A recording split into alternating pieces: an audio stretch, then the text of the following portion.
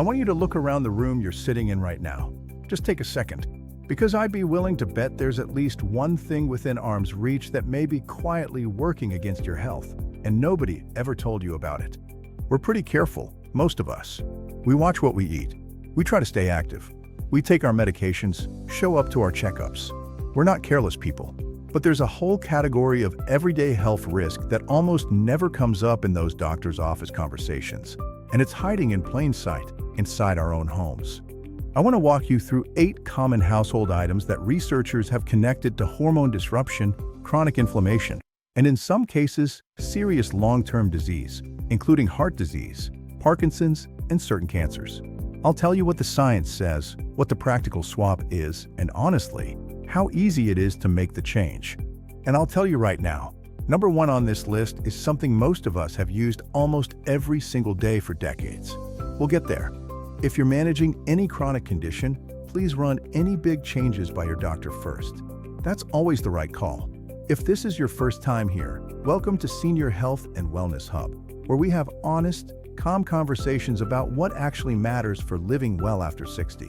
Hit subscribe and stay with us. But before we count down the 8, I want to explain the thread that connects almost all of them. One concept. Once you understand it, the whole list makes a lot more sense. Most of the items on this list contain or release what scientists call endocrine disruptors. That's a technical phrase for something fairly straightforward. Chemical compounds that can mimic your natural hormones or block them inside your body. Your body runs on hormonal signals. Thyroid hormones regulating your metabolism, insulin keeping your blood sugar in check, estrogen, which plays a role in bone density and cardiovascular health even in men. These are finely tuned systems. When outside chemicals start interfering with those signals, things can drift sideways, not overnight, but slowly, over years. The World Health Organization has identified chronic low-level exposure to these compounds as a significant environmental factor behind the rise in metabolic disease worldwide. Obesity, diabetes, heart disease. This isn't fringe thinking. This is mainstream public health research. I'm not trying to alarm you about your home, but knowing which specific items carry these risks and what to replace them with is genuinely useful information, especially at this stage of life, when our bodies have less capacity to clear out what doesn't belong. Let's go through them, counting down from 8 to 1. Danger number 8, plastic food containers. Let's start with something sitting in almost every kitchen in America right now. Plastic food containers, including many labeled BPA-free. Here's what most people haven't heard. BPA-free doesn't mean chemical-free. A lot of those containers still contain related compounds, phthalates, and alternative bisphenol, that behave very similarly inside the body. The trigger is heat. When you microwave food in plastic or pour hot leftovers straight into a plastic container, those chemicals can move into your food. Once absorbed, they behave like estrogen in the body. They can disrupt metabolism, encourage the accumulation of abdominal fat, which is the type most dangerous to heart health, and research has found connections between higher phthalate levels in the blood and increased insulin resistance. If you're already watching blood sugar or managing weight, that's a link worth understanding. The fix is genuinely straightforward. Glass containers for anything going in the microwave. Ceramic for food storage. If you've got plastic containers that are scratched, warped, or gone cloudy, they're releasing more than newer ones, and it's time to move on from them. Do you still microwave food in plastic? Most of us have for years. Tell me in the comments, and let me know what state or city you're watching from. I love knowing who's in this community. Danger number 7, antibacterial soaps. This one surprised me when I first learned it, because we associate antibacterial soap with being clean and careful. For years, many of these soaps contained a chemical called triclosan. It kills bacteria effectively, but animal studies found it can also disrupt thyroid hormone production. And in cardiac research, there were findings suggesting it may affect heart rhythm, pointing to possible arrhythmia risk. On top of that, there are real concerns in the medical community about it promoting antibiotic-resistant bacteria over time. Here's the reassuring part. The FDA banned triclosan in household soap products back in 2016. So if you're buying soap off the shelf today, it likely isn't in there. But if you've got older products under the sink, give the label a look. And honestly, the bigger point is this. Plain soap and warm water, scrubbed thoroughly for 20 seconds, is just as effective for everyday hand washing as anything antibacterial. That's the CDC's position. The ritual matters more than the formula. Danger number 6. Air fresheners, sprays, and plug-ins. Think about this one in terms of volume. You breathe somewhere around 20,000 times a day. Every breath you take indoors passes through whatever's in that air. And a lot of commercial air fresheners, the plug-ins, the aerosol sprays, the scented warmers, contain phthalates. Same family of compounds we talked about with the plastic containers. But here they skip the digestive process entirely. They go straight into the lungs, and from there directly into the bloodstream. Fast absorption all day long. Research has linked regular exposure to synthetic fragrance compounds to increased rates of respiratory irritation, asthma, and disruption of metabolic hormones. For anyone with existing respiratory sensitivity or heart concerns, that's a meaningful daily exposure to reconsider. The alternatives are genuinely pleasant. Open a window for 15 minutes in the morning. That single habit dramatically improves indoor air quality. A diffuser with water and pure essential oils. Houseplants like pothose or peace lily absorb certain airborne compounds naturally. Your home can smell exactly the way you like it, with a lot less going into your lungs. What scent do you like in your home? Tell me in the comments. And whether you'd consider making a swap. I'm genuinely curious what people are reaching for. Danger number 5. Dry cleaned clothes. This one catches people off guard because it feels so routine. You pick up your good blazer, your dress slacks, your special occasion clothes, still wrapped in that clear plastic sleeve, and right into the closet they go. The solvent most commonly used in traditional dry cleaning is called perchloroethylene, PERC for short. It's classified as probably carcinogenic by major international health agencies. It can be absorbed through both skin contact and inhalation. And studies have connected long-term occupational exposure to a higher risk of Parkinson's disease. Now, picking up dry cleaning once a month is very different from daily occupational exposure. But the practical habit change here takes literally 30 seconds and costs nothing. When you pick up clothes from the dry cleaner, remove that plastic covering before you bring them inside. Hang them outside, on a porch railing or near an open door for a few hours to air out. That step lets residual solvent off gas outside rather than accumulating in your bedroom closet. If you dry clean frequently, it's also worth asking your cleaner whether they offer wet cleaning or liquid CO2 cleaning as alternatives. Danger number 4. Neglected humidifiers. A lot of us use humidifiers through the winter, dry heat, dry sinuses, dry skin. I completely understand why. Used properly, they're genuinely helpful. But here's what I don't hear people talk about enough. If that water tank isn't cleaned out regularly, it becomes a very hospitable environment for bacteria and mold. Legionella, the bacteria responsible for Legionnaire's disease, grows in warm, stagnant water. So does Aspergillus, a fungus that can cause serious respiratory infection. When you switch that humidifier on, whatever's colonized in the tank goes airborne and straight into your lungs.